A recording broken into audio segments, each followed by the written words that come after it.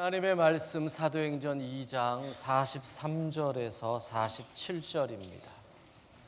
제가 하나님의 말씀을 받들어 읽겠습니다. 하나님의 말씀입니다. 사람마다 두려워하는데 사도들로 말미암아 기사와 표적이 많이 나타나니 믿는 사람이 다 함께 있어 모든 물건을 서로 통용하고 또 재산과 소유를 팔아 각 사람의 필요를 따라 나눠주며 날마다 마음을 같이하여 성전에 모이기를 힘쓰고 집에서 떡을 떼며 기쁨과 순전한 마음으로 음식을 먹고 하나님을 찬미하며 또 온 백성에게 칭송을 받으니 주께서 구원받는 사람을 날마다 더하게 하시니라. 아멘. 좀 더운 것 같죠? 에어컨을 좀 빵빵 틀어주십시오.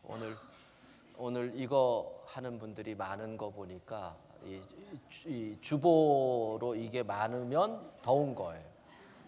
오늘 여기가 좀 덥다는 거니까 냉방을 좀 더 해주시면 좋겠네요. 자, 사도행전 강해를 하면서 성령 충만이 무엇인가? 성령 충만은 우리가 읽었던 본문에 나타난 초대교회의 성도들을 보면서 삶으로 나타난다. 그러니까 성령 충만은 삶이다. 지난주에 말씀드렸어요. 근데 우리는 성령 충만을 조각조각으로 이해를 해서 예를 들자면 방언과 같은 은사 충만의 모습이에요. 근데 조각이에요. 그게 다가 아니라고요. 전체가 삶으로 표현되어져야 한다는 것이요. 오늘 우리는 그러면 성령 충만의 삶의 모습을 나타냈는데 그 모습을 본 이웃들은, 예루살렘 사람들은 어떤 반응을 보였을까? 이게 오늘 우리가 본문을 지금 보면서 생각해야 될 것이에요. 그러니까 내가 성령 충만하면 내 이웃 사람들이 이런 모습을, 반응을 나에게 보여야 한다는 것이죠. 먼저 43절 같이 읽어보도록 하십시다.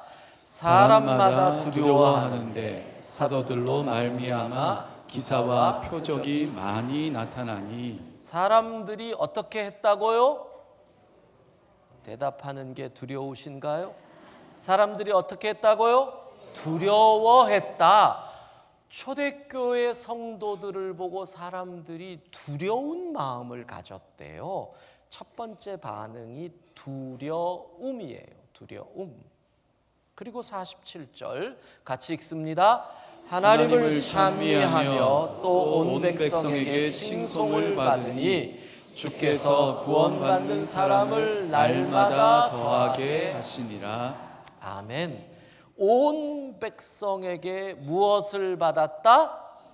칭송을 받았다. 백성들이 초대교회 성도들을 향한 칭찬이 자자했다는 얘기예요. 그러면 성령 충만한 삶을 보고 이웃들의 반응이 두 가지로 나타나요. 뭘까요? 두려움과 칭송. 다 같이 시작. 두려움과 칭송. 여러분, 그리스도인인 여러분, 여러분의 회사 사람들은, 여러분의 이웃들은 여러분을 볼 때 두려워하며 칭송을 하시는지요? 그 반응은 곧 내가 성령 충만한 삶을 산다는 증거가 된다는 거예요.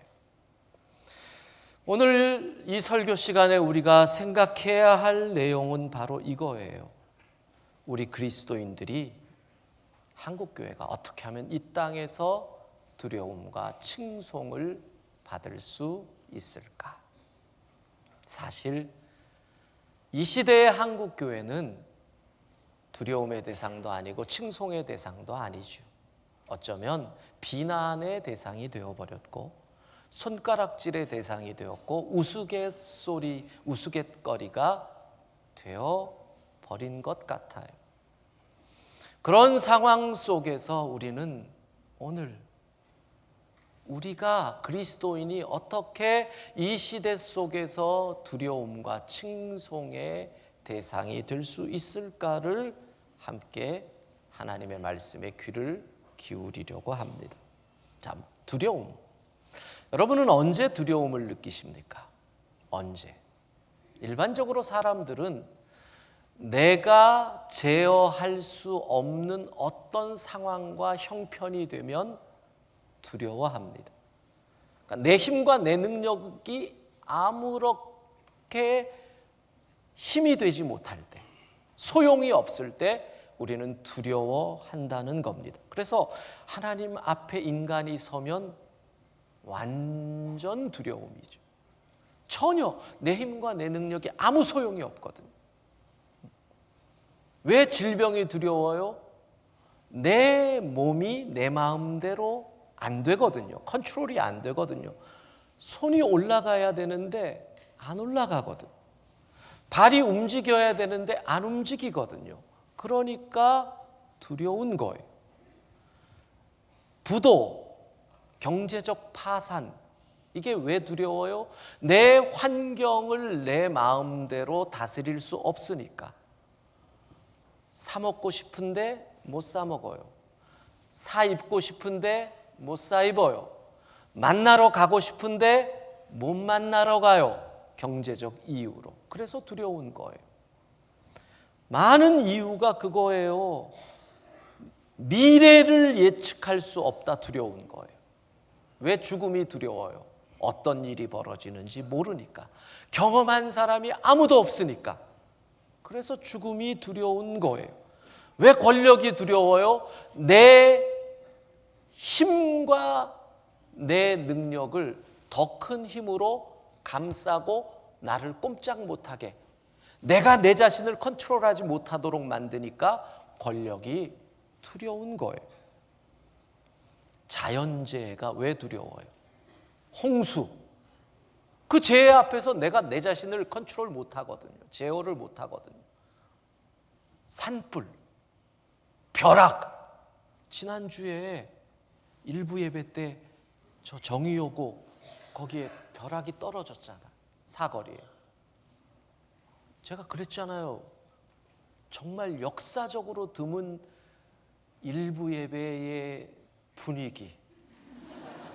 설교 시간에 벼락이 한번 떨어지니까 조는 분이 한 명도 없어요.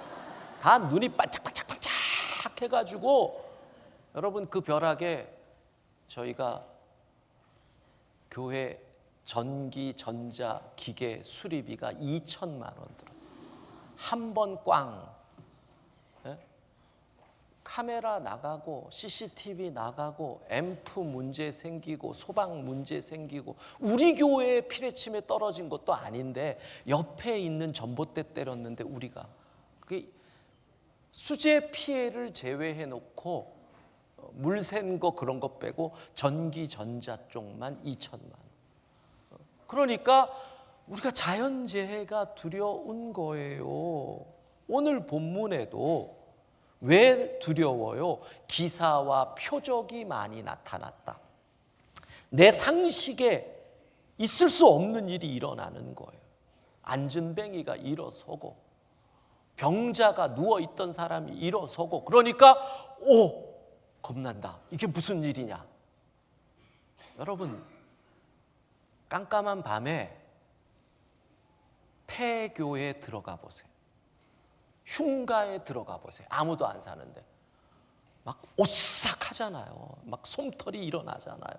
내가 생각하지 못한 어떤 것들이 다가올까 봐.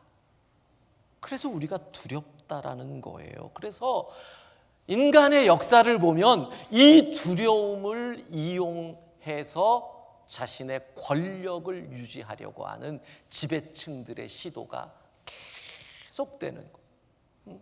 억압하고 폭력을 갖고. 교회의 역사도 보면 중세 교회도 결국은 백성들을 이 두려움으로 이끌어가요. 어떤 두려움? 너 그러다 지옥 간다. 너 그러다 저주받는다. 이 두려움이에요. 지옥 전혀 경험해 보지 못하고 영원히 헤어나올 수 없는 그 공간. 얼마나 두려워요. 이걸로 사람들을 억압하고 지배했다는 거예요.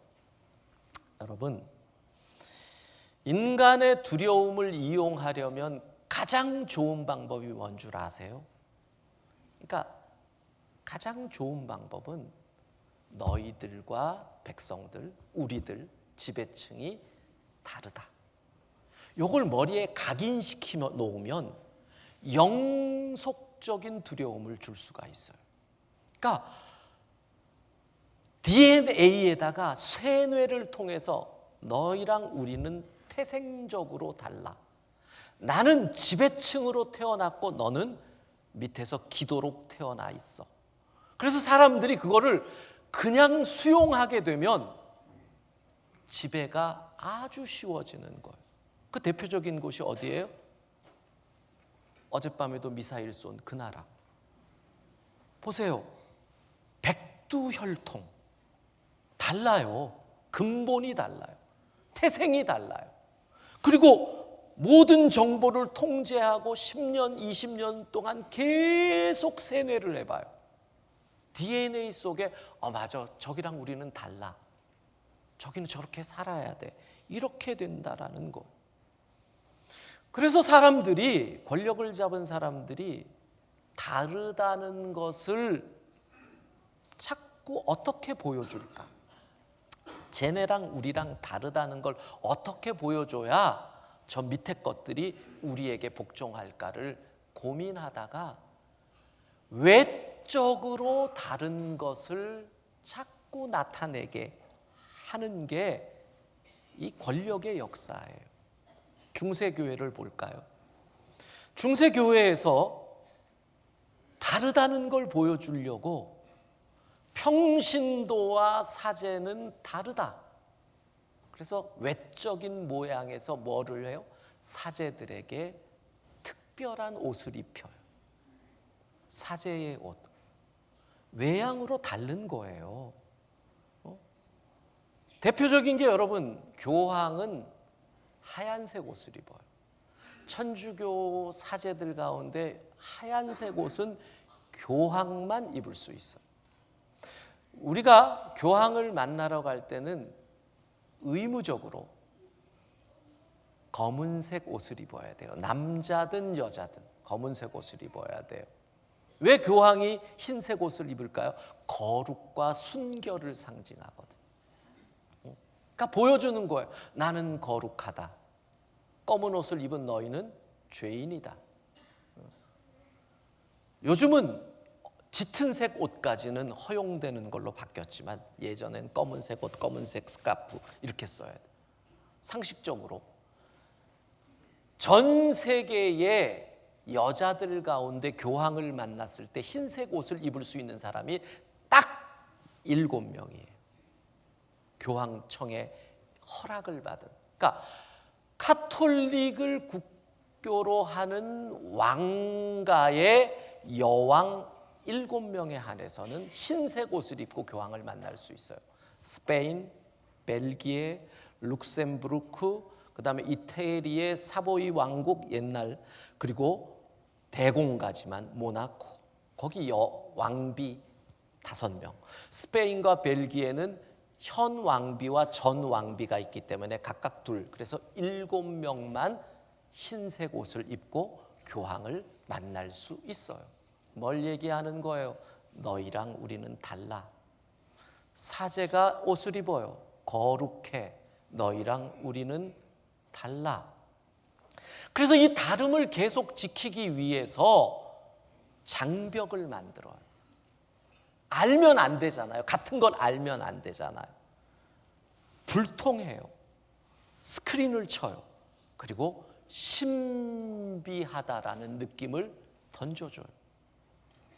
밑에 있는 사람들은 위에 들어와도 안 되고 봐도 안 돼요. 음식이 달라요. 사제는 떡과 잔을 다 먹을 수 있지만 평신도는 잔을 받으면 안 돼요. 포도주 성찬식에서 받으면 안 돼요. 다르니까. 존재가 다르니까. 또 평신도는 하나님 앞에 직접 기도할 수 없어요. 다르거든요. 사제는 직접 기도할 수 있어요. 평신도는 만들어진 기도문을 읽든지 사제를 통해서 기도해야 돼요. 너희랑 우리는 다르다. 완전히 다르다. 그래서 사람들은 그 다름 때문에 두려워하는 거예요. 보세요. 그게 100년, 200년, 300년, 400년, 500년, 600년 계속돼 봐요.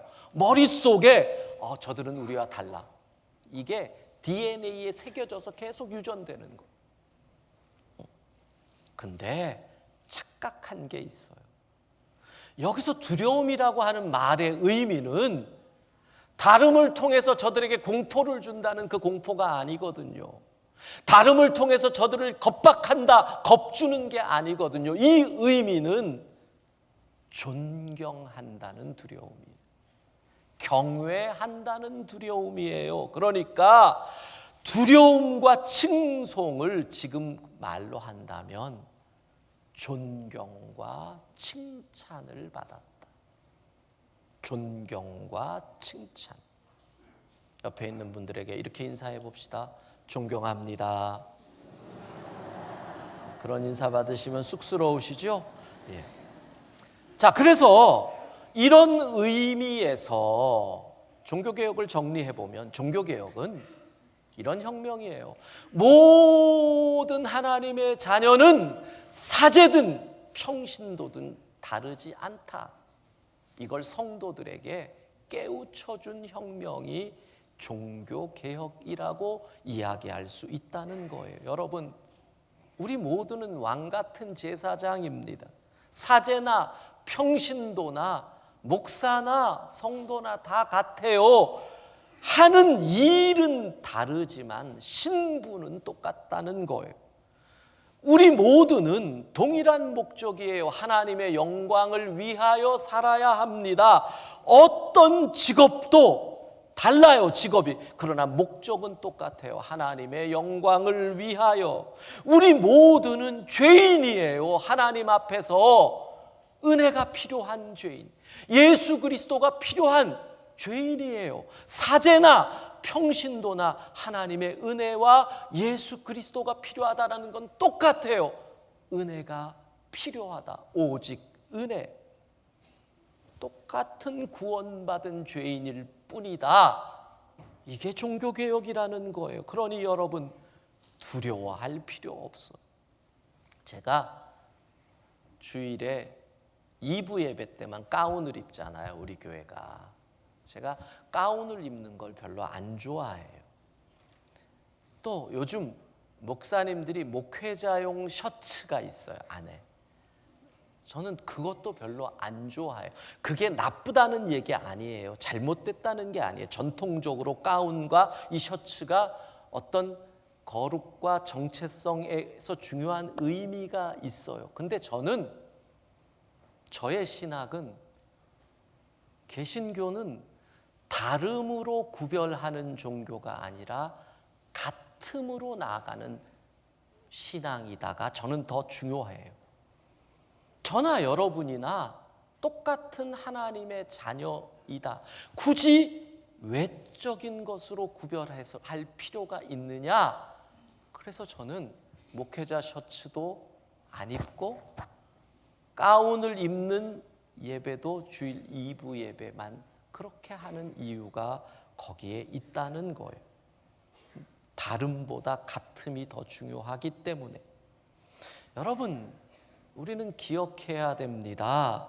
외면의 다름을 추구하는 것이 아니라 내면의 다름을 추구해야 하는 것입니다. 예루살렘 백성들은 왜 초대교회 성도들을 두려워했을까요? 아니, 왜 그들을 존경했을까요? 달랐기 때문입니다. 뭐가? 겉모습은 똑같아요. 사는 건 똑같아요. 똑같이 밥 먹고 똑같이 이 사회에서 뒹굴어요. 근데 삶이 달랐거든요. 추구하는 게 달랐거든요. 목적이 달랐거든요. 돈 쓰는 것이 달랐거든요. 말하는 것이 달랐거든요. 기뻐하는 것이 달랐거든요. 왜 다르지? 여기서 두려움과 칭찬이 나오는 거예요. 45절, 재산과 소유를 팔아 각 사람의 필요를 따라 나누어 주고. 달라요. 어떻게 재산과 소유를 팔 수 있어요? 다르네. 여러분, 이렇게 수재가 나면은요, 언론에 어디 회사에서 또 누가 수재 의원금 5억을 냈다, 10억을 냈다. 그럴 때 어느 재벌이 5억 냈다 그러면 우리는 착한 일 했네. 근데 그 정도 돈이 있으면 그 정도 써도 되지. 이렇게 생각을 해요. 나하고 다른 사람이니까. 근데 나하고 똑같아 보이는 어느 사람이 1억을 냈다 그러면 와, 대단하다. 같은데 다르다는 거예요. 외적인 건 같은데 내면의 삶이 다르니까 그때 사람들의 반응이 나오는 거예요. 와, 무섭다. 어떻게 저렇게 살지? 두려움. 와, 멋지다. 칭찬. 와, 나도 저렇게 살고 싶다. 전도. 이게 초대교회였다는 거예요. 두려움과 칭송이 초대교회에 다가오는 거예요. 나와 똑같은데 다르구나. 여러분, 아파트에 사시는 여러분 앞집이라는 건 뭐예요? 평수가 같다는 얘기예요. 삶이 비슷하다는 거예요. 연령도 비슷할 경우가 많아요. 자녀도 보통 둘, 많으면 셋, 거의 비슷해요. 근데 그 집은 늘 웃음이 넘쳐요. 그 집은 자녀들이 부모에게 순종하고 뭔가 화목해요. 누구에게든지 예의 바르고 베풀어요. 그때 나하고 똑같은데 모든 환경이 달라요. 와, 어떻게 저렇게 살지? 부럽다. 멋지다. 닮고 싶다. 이런 반응이 나오기 시작한다는 거예요. 여러분, 우리 교회 홈페이지 최근에 들어가 보셨나 모르겠어요. 우리 교회 홈페이지 최근에 들어가 보면 교회 재정 공개가 이제 드디어 시작이 됐어요. 6월 말인가 7월 초부터. 교회 홈페이지 들어오면 매주마다 교회의 수입과 지출이 로그인 하셔서 회원 가입하셔서 누르면 이번 주에 교회가 돈을 어떻게 수입이 들어오고 어떻게 지출이 됐다는 게 매주 나와요. 이 과정이 여기까지 8년 걸렸어요. 처음에 제일 먼저 한 것은 복식부기. 교회 재정을 복식부기로 바꿨고요. 그 다음에 한 것은 목회자 세금 내는 거. 이제 한 4, 5년 됐어요. 그리고 작년부터 회계 감사를 외부에 있는 이 회계 법인을 통해서 회계 감사를 받아요. 그리고 이제 마지막 단계, 지난 6월 말에 재정 공개가 홈페이지를 통해서 시작이 됐어요. 여러분, 왜? 이게 그렇게 하지 않는 다른 교회가 잘못됐다고 생각하시면 안 돼요. 선택이에요. 우리가 왜 이걸 선택을 해요? 이래야 복음 전파가 이 시대 속에서는 더 잘 되기 때문에 선택한 거예요. 이러지 않는다고 잘못된 거라고 생각하시면 안 돼요. 저희 교회 재정은 저는 모든 재정 지출에 하나도 결제를 안 해요. 우리는 장로님들의 결제로 모든 게 가장 힘없는 목사예요. 돈 쓰는 거에 하나도 정책과 계획을 결정하는 것에는 함께 하지만 지출은 우리 교회는 목사가 하나도 관여를 안 해요. 그러니까 이 시대에 어느 교회에서 재정 사고가 났다 이런 얘기를 들으면 저는 이해가 안 돼요. 어떻게 그런 일이 일어날 수가 있지? 어떻게 그게 가능하지? 작년에 회계 법인으로 감사 받는데 모든 서류 영수증 갖고 가가지고 다 감사받고, 우리 자체 감사도 받고, 외부 회계 법인에서 회계사들 와가지고, 직원들 와가지고 모든 서류 갖고 다 감사받아. 여러분, 저는 그거 원한 거 아니에요. 그거 감사받는데 몇 천만 원 들어요. 그 돈을 왜 쓰나 그래요. 그러나 겉모습은 다 똑같은 교회지만 삶이 다른 교회. 성도들이 자랑하고 싶은 교회. 야, 우리 교회 얼마나 괜찮아. 부모가, 자식이 부모를 자랑하는 부모가 돼야 되잖아. 성도들이 우리 교회를 자랑하게 하고 싶은 거예요. 우리 교회 건강해, 투명해, 헌금 한 푼이라도 헛되이 안 써. 이렇게 존경과 칭송을 받는 교회 되기 위해서 이 길 걸어가는 거고. 여러분이 잘 모르시겠지만 우리 교회가 이웃을 위해 섬기는 일들이 얼마나 많은지. 단지 오른손이 하는 거 왼손이 모르게 하라 그래서 광고를 안 할 뿐이에요.